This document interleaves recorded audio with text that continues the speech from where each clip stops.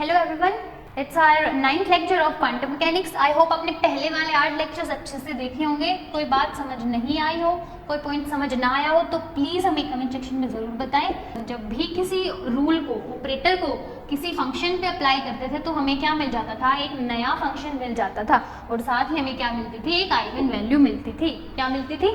Eigen value मिलती थी। ये था हमारे पास ऑपरेटर क्या होता है। अब हम पढ़ने वाले हैं अलजेब्रा ऑफ ऑपरेटर्स। क्या होता है अलजेब्रा ऑफ ऑपरेटर्स के अंदर? तो अलजेब्रा ऑफ ऑपरेटर के अंदर हम पढ़ेंगे एडिशन एंड सब्ट्रैक्शन। ठीक है,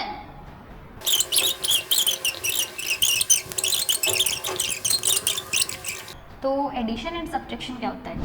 नॉर्मली जैसे हम सब्ट्रैक्ट करते हैं और ऐड करते हैं, वो क्या होता है? एडिशन, ऐड करना एडिशन और घटा देना, माइनस कर देना सब्ट्रैक्शन। क्या ये ऐसे ही होता है ऑपरेटर्स में? तो देखते हैं। तो मान लेते हैं हमारे पास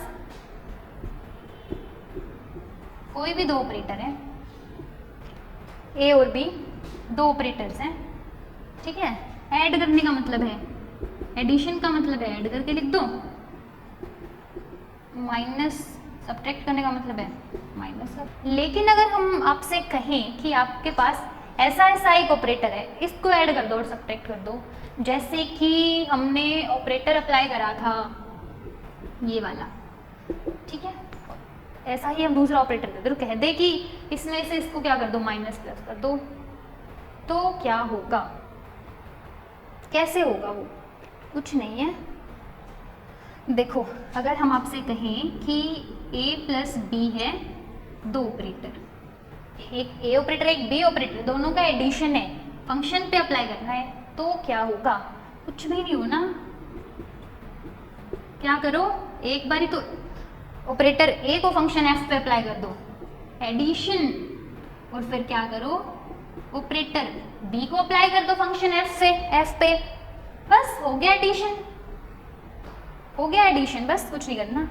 बात समझ आ गई आपको? यानी कि अगर मैं आपसे कहूँ ये है एक ऑपरेटर, ठीक है, इसको मैं अप्लाई करने का कह दूं कि कोई भी फंक्शन है, मान लो मैं 5x कह रही हूँ आपको, ठीक है, और मैं यहाँ पे लिख दूँ, यहाँ पे ऐसे लिख दूँ, इसको अप्लाई करो, क्या करोगे, एक बार इससे इसको इस पे अप्लाई करोगे, प्लस लिख दोगे, और एक बार इसको इस पे अप्लाई कर दोगे।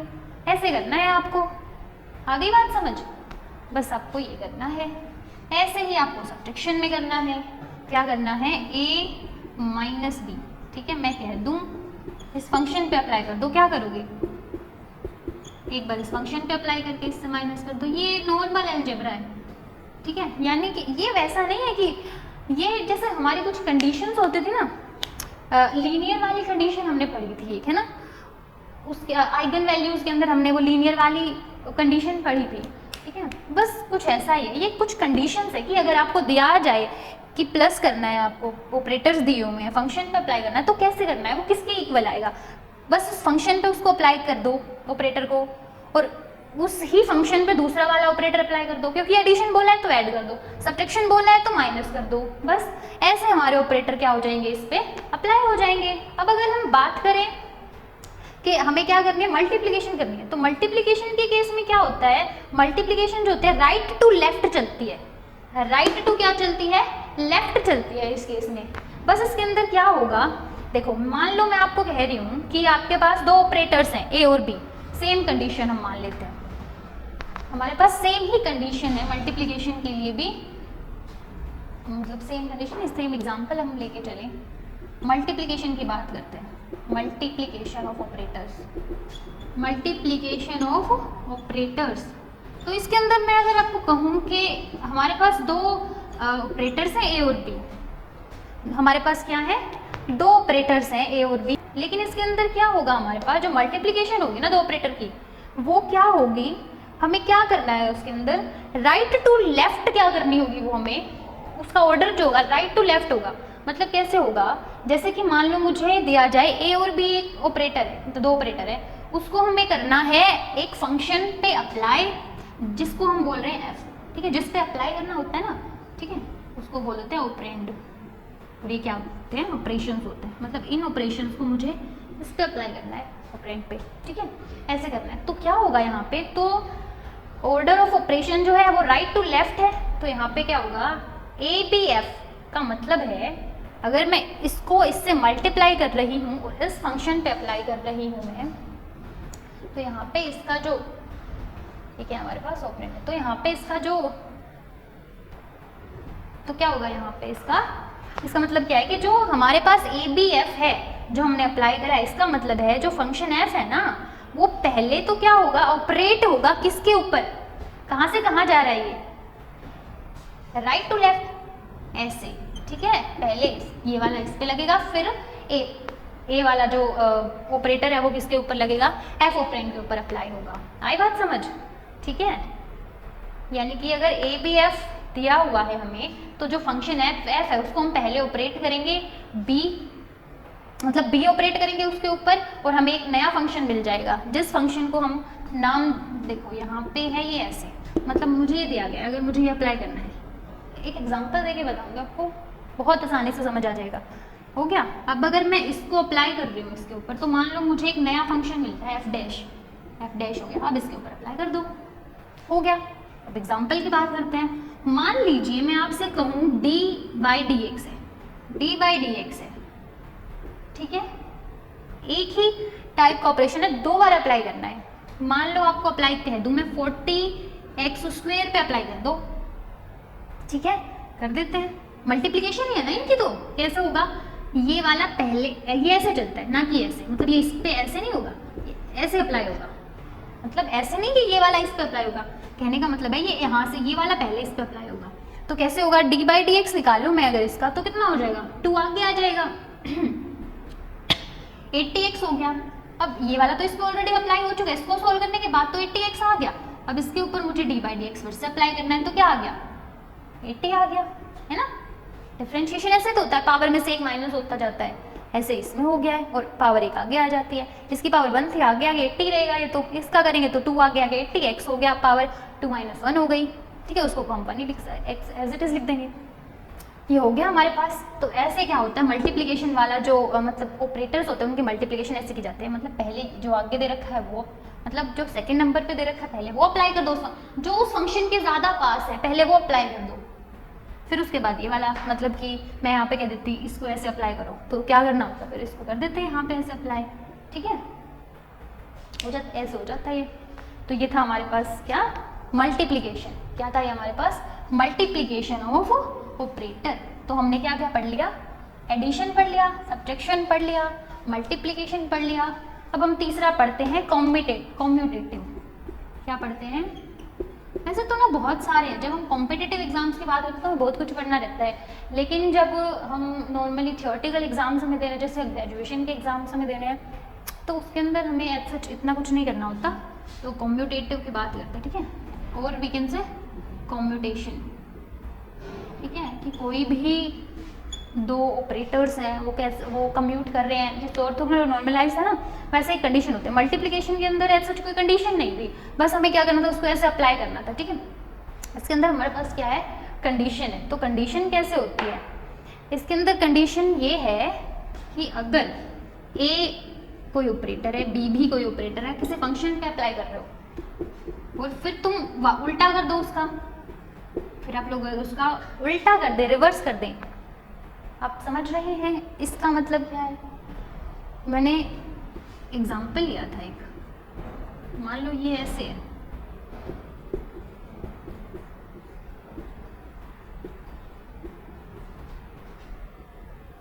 और इसको मैं ऐसे अप्लाई कर दूं, ये तो आपको खैर देखने में सेम लग रहा है, लेकिन कंडीशंस दूसरी भी तो हो सकती है। मैं यहाँ पे स्क्वायर लिख देती और फिर ये यहाँ पे, यानी कि ऑपरेटर ए है हमारे पास d² बाई dx², ठीक है, बी है d बाई डी एक्स, इसको पहले ये वाला अप्लाई करना होगा इस पे, ठीक है, ये आ गया 100x हो गया, ठीक है। फिर हमें d² बाई dx² करना है, लेकिन इस पे पहले हमें d² बाई dx² अप्लाई करना है 50x पे, ठीक है।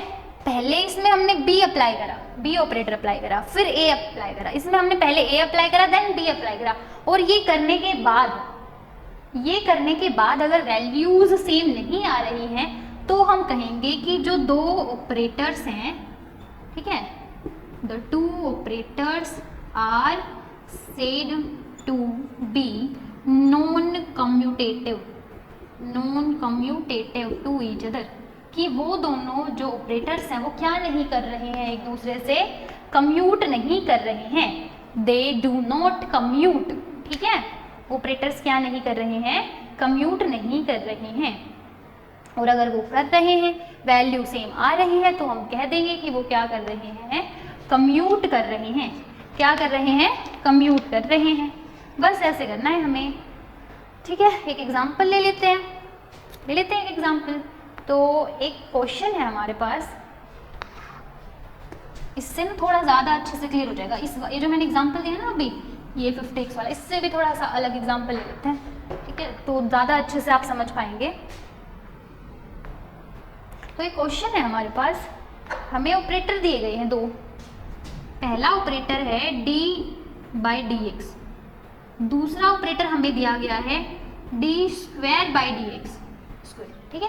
और इन्होंने हमें दिया है फंक्शन, दिया है फंक्शन, x का फंक्शन है तो f(x), ये मत सोचना ये पता नहीं क्या लिख दिया, इसको आप ऐसे भी लिख सकते हैं, f भी लिख सकते हैं। अब क्योंकि x का फंक्शन है तो हम f(x) लिख देते हैं, इससे कुछ खास फर्क नहीं पड़ता, कुछ नहीं है ये, ठीक है। बिल्कुल कंफ्यूज नहीं होना है कि हमने एक नया x ले लिया, कुछ नहीं है ये। y का फंक्शन होता तो f(y) लिख देते, z का होता तो f(z) लिख देते, फाई का होता तो f(φ) लिख देते, कुछ नहीं है ये, बस एक इसको नॉर्मली f भी लिख सकते हैं, ठीक है। कंफ्यूज नहीं होना, इसमें बिल्कुल भी कंफ्यूज नहीं होना है। खासकर बायो वाले बच्चे इन चीज़ों को थोड़ा पता नहीं मतलब टेढ़े तरीके से ले ही जाते हैं कि पता नहीं ये क्या कर दिया अब अचानक से, तो इसको बिल्कुल भी इसमें कंफ्यूज नहीं होना है। ये चीज़ है हमारे पास, कम्यूट कर रहे हैं या नहीं कर रहे हैं चेक कर लेते हैं, ठीक है। a/b f(x) पे अप्लाई करना है। अगर आ गया ऐसे इसके इक्वल, ये अप्लाई करने के बाद दोनों वैल्यू सेम आ गई तो कह देंगे कम्यूट कर रहे हैं, अदरवाइज नहीं कर रहे हैं, कर देते हैं अप्लाई। d/dx ये है, d²/dx स्क्वायर इसके ऊपर अप्लाई करना है, साइन x के ऊपर अप्लाई करना है, कर देते हैं अप्लाई। पहले हम लेफ्ट हैंड साइड सोल्व कर रहे हैं, ठीक है, तो कर देते हैं। d²/dx² अगर लगाएंगे इसके ऊपर तो कैसे होगा, दो बार डिफरेंशिएशन होगा। साइन x का डिफरेंशिएशन क्या होता है, माइनस कोस x होता है।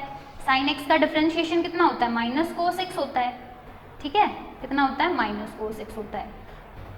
अब आप एक बात देखें, मैं इसको d, ये ऐसे, इसको मैं ऐसे भी लिख सकती हूँ ना, 3 टाइम्स हो गया है ना, तो इसको पहले इस पे अप्लाई करते हैं, d/dx, तो कितना हो गया, कोस x हो गया माइनस, फिर से अप्लाई करना है। ये तो एक बार ही अप्लाई हुआ है ना, अभी ये वाला तो रहता ही है अभी, ठीक है, ये वाला रह गया, इस पर फिर से अप्लाई कर दो, कितना हो जाएगा, नहीं 1 मिनट, ये होता है प्लस कोस x, ठीक है, क्या होता है ये, प्लस कोस x होता है। और इसको फिर से अप्लाई करेंगे तो कितना हो जाएगा, कोस का उल्टा माइनस साइन x हो जाएगा, कितना हो जाएगा, माइनस साइन x हो जाएगा। अब हमें इसको एक और बार अप्लाई करना है, क्या करना है, हमें एक और बार इसको अप्लाई करना है, तो हमारे पास वैल्यूज़ क्या आ जाएगी, एक बार आप इसको करके देखें। हाँ, हमने कहाँ पे अप्लाई, ये अप्लाई कर दिया था इसके ऊपर, साइन x के ऊपर। तो जब हम क्या करते हैं, डिफरेंशिएशन करते हैं, एक बात आप याद रखें, जब हम साइन x का डिफरेंशिएशन करते हैं तो आता है कोस x, और जब हम कोस x का डिफरेंशिएशन करते हैं तो हमारे पास आता है माइनस साइन x। और जो इंटीग्रेशन होता है उसके अंदर इसका जस्ट अपोजिट होता है, इंटीग्रेशन में साइन x का हो जाता है माइनस कोस x, और जो हमारे पास कोस x होता है उसका प्लस साइन x हो जाता है। खैर, तो क्या होता है हमारे पास, ये हमारे पास यहाँ से आ गया, साइन x को हम कोस x लिख देंगे, एक बार अप्लाई करना है फिर से, तो कोस x को हम लिख देंगे माइनस साइन x। अब एक और बार अप्लाई करना है तो क्या हो जाएगा, साइन का उल्टा क्या हो जाएगा, प्लस कोस हो जाएगा ना, साइन का उल्टा प्लस कोस हो जाएगा, लेकिन ये वाला माइनस तो एज इट इज बचेगा, तो हमारे पास वैल्यू क्या आ गई, माइनस कोस x आ गई। आई बात समझ। जब हमने क्या किया, ये ना यहाँ से क्लियर करके मैं इसको एक ही बार में लिख के बता देती हूँ आपको, d/dx 3 बार अप्लाई करना है। अब ये मत सोचना आपकी 3 बार क्यों, d²/dx² का मतलब होता है 2 बार अप्लाई करना, एक बार ऑलरेडी दे रखा है, ठीक है। तो इसको साइन x पे अप्लाई करना है। देखो, जब इस वाले को इस पे अप्लाई करा तो हो जाएगा कोस x, अब इस वाले को कोस x पे अप्लाई करेंगे तो कोस का जो डिफरेंशिएशन होता है वो माइनस साइन x होता है, और जब इस वाले थर्ड वाले को करेंगे फिर से अप्लाई साइन x पे माइनस साइन x पे, तो साइन का उल्टा तो हो जाएगा कोस प्लस वाला, लेकिन ये वाला माइनस तो एज इट इज रहेगा, तो ये वैल्यू तो यहाँ से आ गई ऐसे। अब इन्होंने कहा कि अब तुम क्या करो, ऐसे ही क्या कर दो, अप्लाई कर दो इसका अपोजिट करके, यानी कि a हमारे पास d बाई डी एक्स दे रखा था और b हमारे पास d square by d x square दे रखा था, तो पलट दो इसको, यानी कि ऐसे अप्लाई कर दो, अब इसको कर दो, फिर ऐसे अप्लाई, क्या हो जाएगा, सेम ही तो वैल्यू आ जाएगी, कोई डिफरेंस आएगा इसमें, माइनस कोस एक्स ही आ जाएगी। तो जब दोनों वैल्यू सेम आ रही हैं, जब किसी भी ऑपरेटर पे, किसी भी फंक्शन पे कोई भी ऑपरेटर हम अप्लाई कर रहे हैं, दो ऑपरेटर्स, तो पहले मैं बी अप्लाई करूँ उस पर और फिर ए करूँ, या फिर पहले ए ऑपरेटर अप्लाई करूँ फिर बी ऑपरेटर अप्लाई करूँ, ठीक है। तो वैल्यू अगर सेम आ रही है, माइनस कोस एक्स आ रही है इसमें भी, इसमें माइनस कोस एक्स आ रही है, तो इसका मतलब ये दोनों क्या करें, कम्यूट कर रहे हैं एक दूसरे के साथ, हम क्या कहेंगे, इनको कम्यूटेटिव कहेंगे नेचर में, ठीक है। बस हमें इतना सा इसमें करना था, इससे ज़्यादा इसके अंदर कुछ नहीं था, ठीक है। और अगर मैं कम्यूटेटर ऑपरेटर को बिल्कुल ठीक से लिखूं तो आप एक बात खुद सोचिए, इसको आप कैसे लिख सकते हैं, ये वाली चीज़ ऐसे ए बी है, फंक्शन को फिलहाल के लिए यहीं पे ऐसे ही छोड़ देते हैं और मैं इसको ऐसे ले आऊँ ऐसे, तो ये जीरो नहीं हो जाएगा, उधर कुछ भी नहीं बचेगा, इसको इधर ले आए तो बस इनको बोल देते हैं कि ये क्या है, कम्यूटेटर ऑपरेटर है, ये कम्यूटेटर ऑपरेटर है, ठीक है। उसी ऑपरेटर को अप्लाई करें, क्यों, क्योंकि देखो उसी ऑपरेटर को अगर अप्लाई कर रहे हैं, पहले फर्स्ट ऑपरेटर अप्लाई, पहले सेकंड ऑपरेटर अप्लाई कर रहे हैं मान लो, फिर फर्स्ट, और फिर उल्टा कर रहे हैं, पहले फर्स्ट फिर सेकंड, और उनकी वैल्यू सेम आ रही है, ठीक है, तो उसको मैं जीरो के, उनके डिफरेंस को मैं जीरो क्यों नहीं लिख सकती, माइनस कोस एक्स था, माइनस कोस एक्स के इक्वल था, ठीक है, ऐसे था, मैं अगर इसको क्या करूँ, इधर ले आऊँ तो प्लस हो जाएगा, माइनस और माइनस प्लस, जीरो ही तो आ गई इसकी वैल्यू, है ना, जीरो ही आ गई इसकी वैल्यू, तो ये क्या हो जाएंगे, हम इनको बोल देंगे कि ये क्या है, कम्यूटेटर ऑपरेटर्स हैं, ठीक है, तो ये इनकी वैल्यू होती है। और इसको अगर हम डिनोट करें तो हम इसको ऐसे करते हैं, ए, ये आप अच्छे से ध्यान रखें कि हम इसको कैसे करते हैं, ये बहुत ज़्यादा ज़रूरी है, ठीक है, A cap coma B cap, और हमें इसको एक ब्रैकेट में बंद करना है, ये बोला जाता है कि ये कम्यूटेटर ऑपरेटर है। कम्यूटेटर ऑपरेटर जब हम आगे फर्दर क्वांटम को स्टडी करते हैं ना, तो हमें इसका वो हो जाता है, फिर तो हमें देखते पहचान लेते हैं हम कि हाँ ये कम्यूटेटर, क्योंकि आगे क्या होता है, फॉर्मूलाज लगते हैं, मतलब तुम्हें दे दिया जाएगा कि सोल्व करो इसको, तो तुम्हें खुद अंदाजा लगाना होगा इसका मतलब ये क्या है, हम इसको ऐसे रिप्रेजेंट करते हैं, पहले A B minus B A equals to zero, ये होता है, अगर जीरो है तो कम्यूटेटर है, नहीं है तो नहीं है, ठीक है, या तो उनको इक्वल चेक कर लो या जीरो चेक कर लो, कुछ कर लो, पता लग जाएगा आपको। लास्ट जो बचा है हमारे पास अलजेब्रा हम सीखने के लिए, वो है हमारे पास लीनियर। लीनियर तो हम ऑलरेडी पढ़ चुके हैं, ठीक है। लीनियर के अंदर क्या था, दो कंडीशंस होती थी हमारे पास, ठीक है। फर्स्ट के अंदर हम क्या करते थे, किसी भी हम क्या करें, अगर उसको ऐसे है, वो कोई भी ऑपरेटर को फंक्शन पे अप्लाई कर रही हूँ, कॉन्स्टेंट से मल्टीप्लाई कर दूँ, या फिर क्या करूँ, ऑपरेटर पहले लिख दूँ और फंक्शन को मल्टीप्लाई कर दूँ कांस्टेंट से, तो उनकी वैल्यू में कुछ डिफरेंस नहीं आता, वो बिल्कुल सेम होती है, क्या हो जाता है, लीनियर हो जाता है वो, ठीक है। नहीं देखा तो लीनियर के ऊपर अच्छा खासा लेक्चर बना रखा है, वो आप इससे पहले वाले लेक्चर जाके देखें, इसके अंदर एग्जाम्पल भी मैंने लेके बताया हुआ है, तो इसमें एग्जाम्पल लेके बताने की कोई ऐसा ज़रूरत मुझे लग नहीं रही है, आप वो वाला लेक्चर एक बार देख लें, ठीक है। ये तो हो गया इसके लिए। और अगर मैं क्या कहूँ आपको, अगर मुझे अप्लाई करना है ऑपरेटर किसी भी फंक्शन पे, ठीक है, और मैं अगर क्या करूँ, अगर मैंने अप्लाई करा कोई भी ऑपरेटर किसी भी फंक्शन पे, ठीक है, और मैं क्या करूँ, वही ऑपरेटर क्या कर दूँ, उसी फंक्शन के ऊपर मैं क्या कर दूँ, दूसरा कोई ऑपरेटर अप्लाई कर दूँ, ठीक है, उसी के ऊपर क्या कर दूँ मैं, मेरे कहने का मतलब ये है कि कोई फंक्शन है, मैं पहले एग्जाम्पल ही बताती हूँ, मान लो 5x + 3x है, ठीक है, और हमने ऑपरेटर कर दिया ये अप्लाई, या फिर मैं क्या कर दूँ, इसको ऐसे लिख दूँ 5x + 3x, ऐसे कर दूँ, तो कोई डिफरेंस नहीं आएगा, वो इक्वल होगा। अब समझ आई, यानी कि मेरे पास दो फंक्शन है, मेरे पास क्या है, दो फंक्शन है, ऑपरेटर एक है, तो अगर मैं इसको अगर ऐसे लिखूं कि एक बार इसको अप्लाई कर दिया फिर इनको ऐड, ये बिल्कुल वैसा नहीं है एडिशन वाला, है ना, तो ये कैसे हो जाएगा, a(g(x) से बिल्कुल सेम आएंगे वैल्यूज, बस ये बात है इसकी, इतनी सी बात थी। दो फंक्शंस है, डिफरेंट फंक्शंस, f(x) मान लो और g(x) मान लो, ऑपरेटर अप्लाई कर रहे हो, एक बार पहले वाले पे एक बार दूसरे वाले पे अप्लाई कर दो, वैल्यू जो है वो सेम ही आनी है, तो ये होता है लीनियर की दोनों कंडीशंस, ठीक है, ये होता है लीनियर की दो कंडीशंस। अगर वो फॉलो कर रहा है तो हम बोल देते हैं कि वो क्या है, लीनियर ऑपरेटर है। कंबाइन करके लिखना चाहो तो कंबाइन करके लिख दो, इधर लिख दो c, ठीक है, और इधर लिख दो c, या फिर ऐसे लिख दो c, ठीक है, ऐसे हो जाएगा ये, बस इतना सा था, ये ऐसे करना होता है, ये लीनियर ऑपरेटर होता है। तो हमने अलजेब्रा के अंदर क्या क्या पढ़ा है, एडिशन, सब्ट्रैक्शन पढ़ा है, और कम्यूटेशन पढ़ा है, कम्यूटेट होता है मल्टीप्लिकेशन पढ़ा है, और क्या पढ़ा है लास्ट में, हमने इसके अंदर पढ़ा लीनियर ऑपरेटर, जो कि हम ऑलरेडी पढ़ चुके थे आइगन वैल्यूज़ वाले लेक्चर में। तो आप अच्छे से वो लेक्चर एक बार फिर से देख लें। वैसे तो ऐसा कुछ था नहीं इसके अंदर। अब अगर हम बात करें ऑपरेटर्स के टाइप्स की, तो टाइप्स ऑफ ऑपरेटर की बात करते हैं। टाइप्स ऑफ ऑपरेटर्स, तो टाइप्स ऑफ ऑपरेटर्स में क्या होता है हमारे पास क्या होते हैं, हमने ऑलरेडी कौन से टाइप्स पढ़े थे, लैप्लेशियन पढ़ा था। क्या पढ़ा था हमने, लैप्लेशियन ऑपरेटर पढ़ा था, ठीक है। हैमिल्टोनियन ऑपरेटर पढ़ा था, हैमिल्टोनियन ऑपरेटर पढ़ा था। जो नहीं पढ़ा वो है हर्मिशियन ऑपरेटर ना। ये एच एच देख के ना बच्चे अक्सर इसमें क्या हो जाते हैं, कंफ्यूज हो जाते हैं। ठीक है भाई, एच एच क्या है, तो हैमिल्टोनियन और हर्मिशियन है। हर्मिशियन की प्रॉपर्टीज़ है जो पढ़नी है। लैप्लेशियन और ये तो बिल्कुल हम पढ़ चुके हैं, तो इसमें हम अगर आपको ये अच्छे से पढ़ना है तो ये भी मैंने पहले अच्छे से करवाया, तो खींचने की कोई ज़रूरत है नहीं जब हमने ऑलरेडी इसको पढ़ लिया है। तो बस इसको थोड़ा बता देते हैं। डेल स्क्वायर होती है ये curl square by curl X square plus curl square by curl Y square. इसको इन दोनों को ही हमने स्क्रोडिंगर वेव इक्वेशन के अंदर पढ़ा था, ठीक है।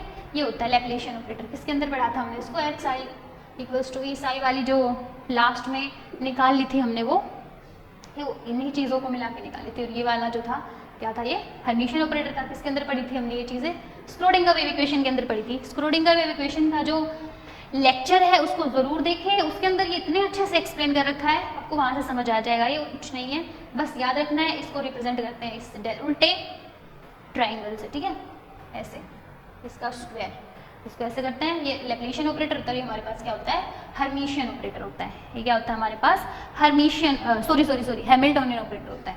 क्या होता है, हैमिल्टोनियन ऑपरेटर होता है हमारे पास, ठीक है। बस हमें इतना पढ़ना है। लैप्लेशियन और हैमिल्टोनियन को दोनों को अच्छे से, बिल्कुल अच्छे से डिराइव करके स्क्रोडिंगर वेव इक्वेशन वाला जो लेक्चर है उसमें हमने क्या किया था, उसको अच्छे से डिराइव किया था। तो कोई इशू नहीं है, वहाँ से आप ये कर लेंगे। अब बात करते हैं हम हर्मिशियन ऑपरेटर की। अब हर्मिशियन ऑपरेटर जो है ना, उसके अंदर हमारे पास दो प्रॉपर्टीज़ होती हैं, ठीक है। उन दो प्रॉपर्टीज़ को पढ़ने से पहले हम एक चीज़ एक जो सबसे मेन बात है हर्मिशियन के लिए वो जान लेते हैं। तो हर्मिशियन ना क्या कहता है कि मान लो कोई ऑपरेटर है और तुम्हें कहना है, बताना है वो हर्मिशियन है या नहीं है। तो ना उसके लिए हमारे पास ना कंडीशन होती है, और वो कंडीशन क्या होती है, जो हमारे पास साई आई होता है, साई आई, उसका अगर मैं कॉम्प्लेक्स कंजुगेट कर दूं, ये ना बिल्कुल वैसा है, ऑर्थोगोनल में नहीं पढ़ा था, बस थोड़ा सा फर्क होता है उसमें। तो इनमें थोड़ा थोड़ा डिफरेंस है ना, तो इसलिए ना थोड़ी ज़्यादा कन्फ्यूजन हो जाती है। ये होता है इसका, उसमें हमने क्या पढ़ा था, जीरो के इक्वल पढ़ा था ना उसको। इसमें ये कह रहा है अगर हम क्या करें, कॉम्प्लेक्स कंजुगेट निकाल लें किसी भी फंक्शन का, ठीक है, किसी भी वेव फंक्शन का, और हम क्या करें, दूसरा जो फंक्शन दे रखा है उसको एज इट इज़ लिख लें। उसकी जो वैल्यू आएगी ना उसको सोल्व करने के बाद वो कितनी आएगी, अगर हम उसका जस्ट अपोजिट करते हैं, जिसका हमने कॉम्प्लेक्स कंजुगेट निकाला था उसको एज इट इज रख ले। जैसे आई, इसका कॉम्प्लेक्स कंजुगेट यहाँ पे रखा था, उसका नहीं था, यहाँ पे अगर इसको एज इट इज रखा है तो वहाँ पे क्या कर दें, जे को उसका कॉम्प्लेक्स कंजुगेट निकाल लें। या फिर ना इसको आप ऐसे ना लिखें, इसको आप ऐसे ना लिखें, बिल्कुल ऐसे करें, ठीक है।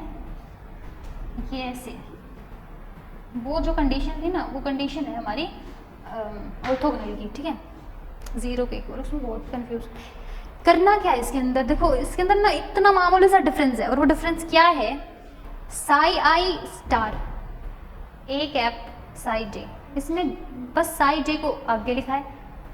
ये दिख रहा है हमें कि इसको बस एक बारी तो हमने साई आई स्टार को आगे लिख लिया और एक बार साई आई स्टार को पीछे लिख लिया, इस वाले टर्म को आगे लिख दिया, इस वाले टर्म को। लेकिन एग्जैक्टली हुआ क्या है, अगर हम ध्यान से देखें इसको, तो इसके अंदर पता क्या हुआ है, जो ऑपरेटर था ना हमारे पास, ऑपरेटर पहले हमने, जैसे हमने वो नहीं पढ़ा था अभी, क्या पढ़ा था, ये कम्यूटेशन पढ़ा था अभी, है ना, ए बी माइनस बी, ये पढ़ा था। पहले बी को अप्लाई करो, फिर ए को अप्लाई करो, और फिर एक बार रिवर्स कर दो। तो पहले तो ऑपरेटर अप्लाई हुआ है इसके ऊपर, पहले ऑपरेटर अप्लाई हुआ है इस जे फंक्शन के ऊपर, उसके बाद उसकी मल्टीप्लिकेशन है इससे, और वो वैल्यू अगर हम इसका जस्ट रिवर्स कर दें, ऑपरेटर को अप्लाई कर दें इसके ऊपर, आई वाले फंक्शन के ऊपर, और फिर हम इस साइड जैसे इसको मतलब जो दूसरा वाला वेव फंक्शन है उससे मल्टीप्लाई करें तो वैल्यू सेम आई। आप समझ रहे हैं क्या कहना चाह रहे हैं? ये कह रहे हैं अगर हम क्या करें, हमारे पास मान लो कोई भी मान लो मैं ये एक सेकंड के लिए हम ये वाला वेव फंक्शन मान लेते हैं, ये हमारे पास मान लो d/dx है, ठीक है, और ये हमारे पास साइड माइनस आई मान लो eim5। ये कह रहा है अगर हम क्या करें, ये वाली टर्म यहाँ लिख दें, मतलब जिसको जस्ट अपोजिट कर दें। एक बार तो हमने इसके ऊपर अप्लाई करा, फिर उसकी बजाय हम दूसरे वाले पे अप्लाई करते हैं, इस वाले पे अप्लाई करते हैं ये वाली चीज़, तो यहाँ पे जो वैल्यूज़ आएंगी ना वो क्या आएंगी, इक्वल आएंगी। वैल्यूज़ क्या आएंगी, इक्वल आएंगे। ये चेक करके हम बता सकते हैं वो हर्मिशियन है या नहीं, ठीक है, ये चेक करके हम क्या बता देंगे कि वो हर्मिशियन है या नहीं है, ठीक है, ये चीज़ है। और हमारे यहाँ पे जो D2 है वो क्या है, वॉल्यूम एलिमेंट है, ठीक है, ये हमारी हर्मिशियन। अब हर्मिशियन के लिए क्या होती है, कंडीशन होती है, क्या होती है हर्मिशियन के लिए, कंडीशन होती है। Hermitian operator, Hermitian operator, Hermitian operator क्या था, लिख देते हैं इसके लिए। कंडीशन होनी चाहिए क्या, साई आई स्टार ए कैप साई जे डी टाउ जो है वो कितना आएगा, इसके इक्वल आएगा साई जे ए कैप साई आई स्टार, ये ऐसे करें आप, ठीक है। मतलब क्या है, हर बुक में आप देखेंगे ना, हर चैनल पे आप देखें, कहीं भी देखेंगे तो ना तरीका जो होगा ना रिप्रेजेंट करने का चीज़ों को, किसी ने यहाँ पे 1 और 2 लिख रखा होगा, ये नहीं लिख रखा होगा, स्टार वगैरह यूज़ नहीं कर रखा होगा, तो ना इसमें ना थोड़ी कन्फ्यूजन रहती है। तो अगर आप किसी भी बुक को उनमें कोई भी रेफरेंस अगर फॉलो करें ना तो सिर्फ आप ना उसके अकॉर्डिंग लिखें, ऐसा ना करें कि जिस बुक में मतलब उससे ना आपको ज़्यादा कन्फ्यूजन होगी, और इस वजह से क्वांटम ज़्यादा थोड़ी कॉम्प्लिकेटेड बनी जाती है कि रिप्रेजेंट करने का तरीका सबसे ज़्यादा मैटर करता है इस क्वांटम के अंदर, ठीक है। तो ये हो गया हमारे पास, ठीक है। तो हमारे पास ना इसकी 2 कंडीशन होती हैं, ठीक है। पहली कंडीशन तो होती है हर्मिशियन ऑपरेटर के लिए रियल वैल्यूज़ की, क्या होते हैं रियल वैल्यूज़ की। अब रियल वैल्यूज़ का क्या सीन है, तो जो हर्मिशियन ऑपरेटर्स होते हैं ना वो लीनियर होते हैं, हर्मिशियन ऑपरेटर लीनियर होते हैं, और उनकी जो आइगन वैल्यूज होते हैं ना वो क्या होती हैं, रियल होती हैं। हर्मिशियन ऑपरेटर्स जो होते हैं ना वो क्या होते हैं, लीनियर होते हैं, क्या होते हैं, लीनियर होते हैं, and has, Hermitian operators linear होते हैं and has real eigen values. इनकी जो आइगन वैल्यूज होते हैं ना वो क्या होते हैं, रियल होती हैं। क्या होती है, इनकी आइगन वैल्यूज रियल होती हैं।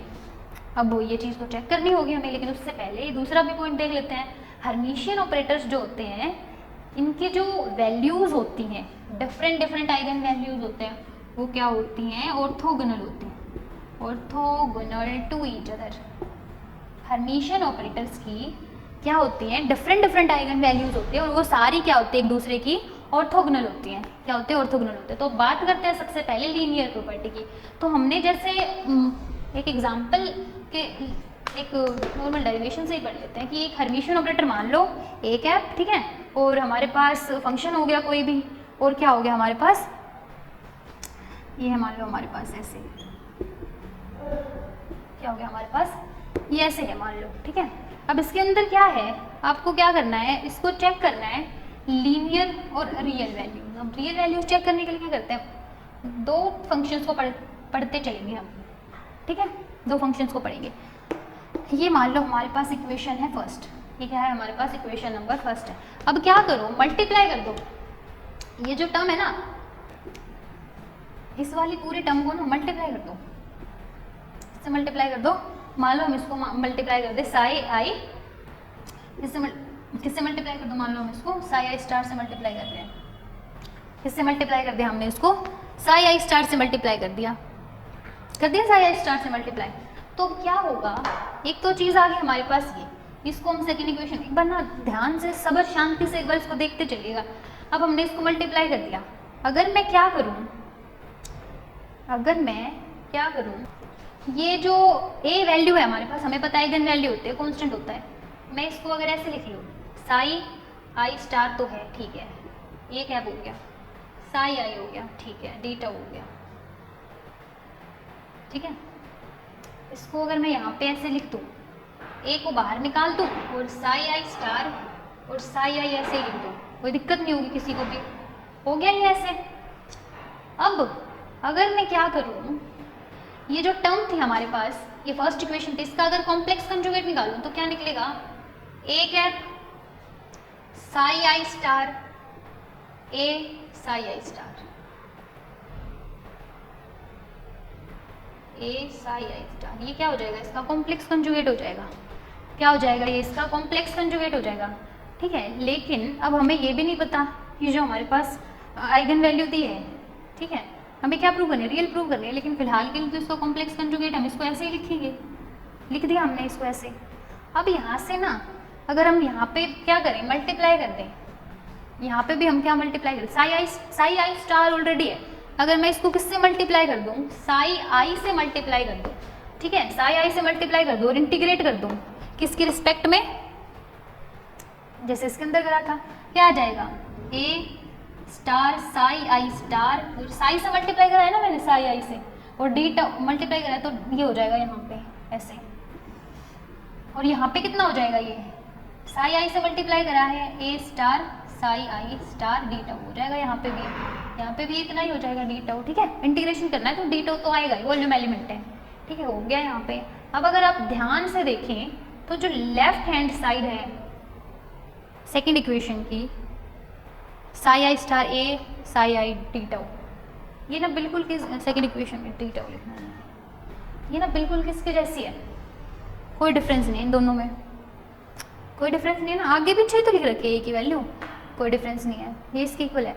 तो ये दोनों अगर आपस में इक्वल है तो ये वाली जो टर्म होगी क्या ये इसके इक्वल नहीं आ जाएगी, तो यहाँ से ये चीज़ आ गई, साई आई स्टार जो है A cap psi i equals to psi i A cap star psi I star d tau, ये आ गई, ये वैल्यू आ गई हमारे पास। ठीक है, ये वैल्यू आ गई तो यहाँ से हम क्या देख सकते हैं, और वो वैल्यू भी हमारे पास वहाँ से आई है ये वैल्यू, तो वहाँ से क्या हो गया, जो ए की वैल्यू है वो ए स्टार के इक्वल नहीं है, वो पूरी टर्म तो वहाँ से क्या हो जाएगी, कैंसिल आउट ही हो जाएगी, साई आई स्टार और psi D tau equals to, तो ए आई की वैल्यू जो है ए स्टार के इक्वल आ गई, यानी कि कॉम्प्लेक्स ये रियल वैल्यू थी, आ गई ना, यहाँ से ये चीज़ प्रूव होगी कि जो ये वैल्यू है ना ये क्या आएगी, रियल, क्योंकि ये वैल्यू तो हमने रियल ही मानी थी, हमें प्रूव करनी थी कि अब ये तो हो नहीं सकता इमेजिनरी वैल्यू रियल वैल्यू के बस हमें ये चेक करना था कि ये जो वैल्यू हम इमेजिनरी कॉम्प्लेक्स कंजुगेट निकाल रहे हैं, अगर ये इक्वल नहीं आती ना ए इक्वल्स टू ए स्टार,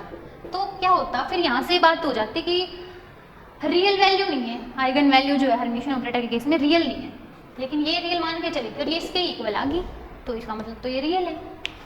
बात समझ आई आप लोगों को?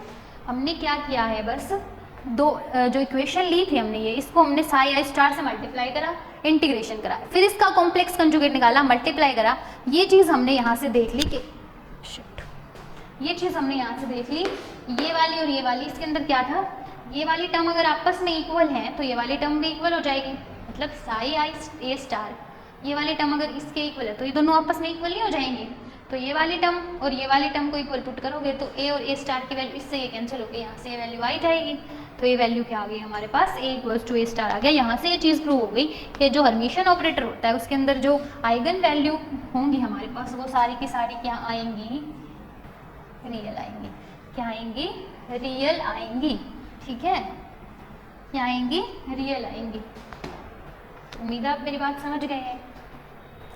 ठीक है, अब जो नेक्स्ट हमें इसकी प्रॉपर्टी स्टडी करनी है वो है आइगन वैल्यूज ना, ये तो कहती रियल है लेकिन ये क्या भी होती हैं, ऑर्थोगोनल भी होती हैं। क्या होते हैं ऑर्थोगोनल?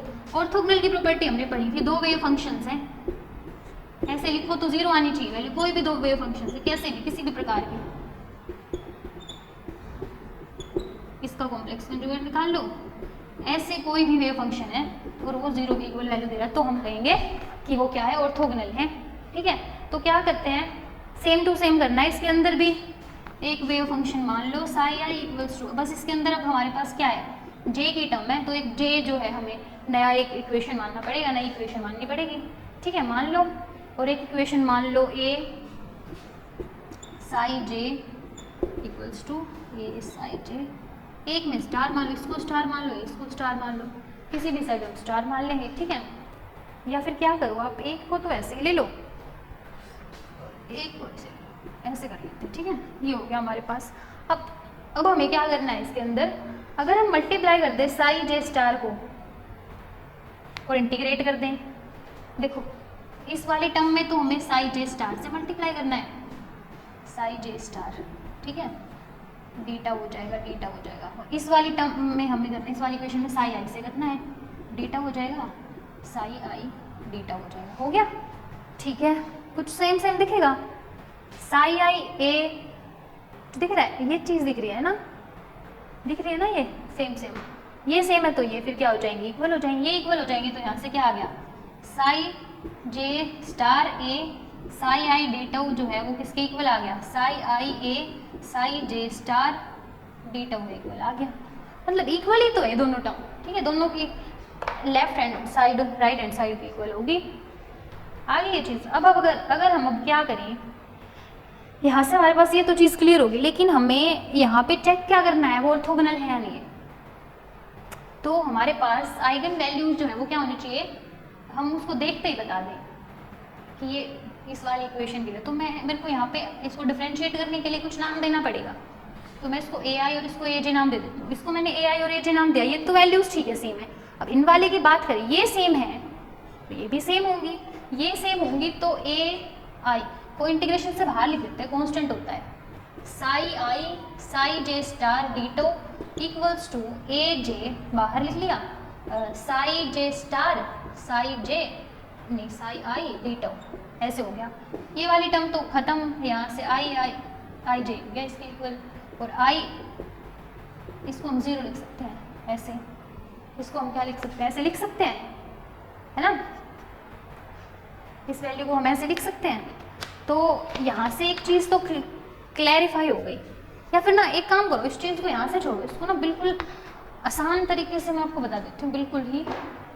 देखो ये वाले टर्म ना, इसको ऐसे चीज़ रखो, वैसे तो ना इनको हम ऐसे कैंसिल करके नहीं दिखाते हैं, बस हम इसको कंपेयर कर लेते हैं। तो ना हम इसको यहीं से ऐसे ही करते हैं। अगर मैं यहाँ से क्या करूँ, ए आई माइनस ए जे कर दूँ, और ये वाली पूरी टर्म है यहाँ पे एज इट इज़ है, ये कॉमन ही आ जाएगी, ठीक है, डीटा हो गया, ठीक है, इक्वल्स टू जीरो।